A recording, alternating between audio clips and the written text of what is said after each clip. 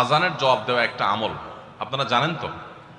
মুয়াজ্জিন যা বলে তার সাথে সাথে তা বলা, তার পরপর সেটা বলা। মুয়াজ্জিন যখন আল্লাহু আকবার বলে, তখন আপনিও আস্তে আস্তে করে আল্লাহু আকবার বলবেন। মুয়াজ্জিন আবার যখন আল্লাহু আকবার বলবে, আপনিও আল্লাহু আকবার বলবেন। মুয়াজ্জিন যখন আশহাদু আল্লা ইলাহা ইল্লাল্লাহ বলবে, আপনিও আশহাদু আল্লা ইলাহা ইল্লাল্লাহ বলবেন।